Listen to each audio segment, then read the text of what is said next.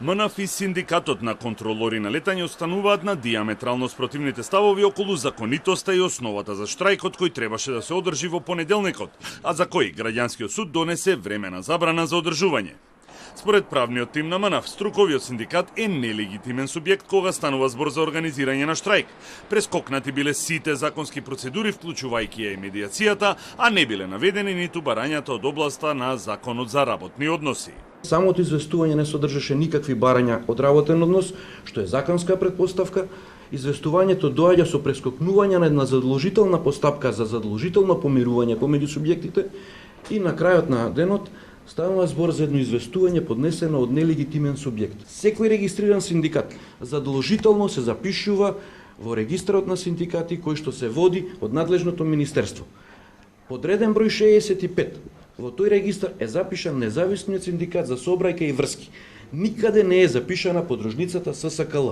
Николовски е дециден дека најавениот штрајк не е продолжение на штрајкот од 2023 година, како што тврди струковиот синдикат и дополнува дека пресудата се однесува само на штрајкот закажан за 20 октомври.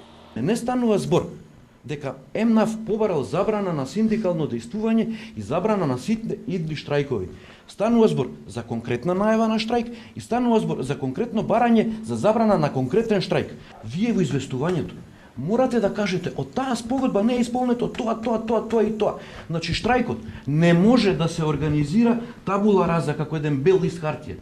Значи точно мора да биде определено, се извинувам, точно мора да биде определено. Така е во закон. Зошто штрајкувате? Кои права ги барате? Која заштита на кои права? Од струковиот синдикат сметаат дека самиот факт што раководството на МНАФ разговара и преговара со нив е потврда дека имат право да организираат штрајк, а тврдењата на адвокатот Николовски ги оценија како паушални. Вертикално, дали е тоа синдикат на работодавач, синдикат на гранка или Сојузот на синдикати има право да организира да повика штрајк. Така да од тој аспект и ние имаме комплетно право, во спротивно онда ниту еден синдикат во државава нема да може да повика на штрајк. Тасевски смета дека документот кој го презентираше адвокатот Николовски односно известувањето за стапување во штрајк не треба да ги содржи во детали неисполнетите точки од спогодбата по најавата за штрајк во 2023 година и процесот на медиација. Ако ја треба да го учам МНАФ, што е спроведено, а што не е спроведено, онда е навистина срамот. Они многу добро знаат што реализирале, а односно што не реализирале. Од сите 9 точки што се во спогодбата, 3 се реализирани, 6 се нереализирани точки. Генералниот штрајк на струковиот синдикат на контролори на летање требаше да се одржи на 20 октомври, да трае 5 часа од 10 до 15 часот, период во кој македонското небо требаше да биде затворено за сообраќај, а како причини беа наведени исплата на средства за ноќна работа, подобрување на условите за работа, запирање на партиски вработувања, нови огласи за стручен кадар и ангажирање независна агенција за анализа на потребите.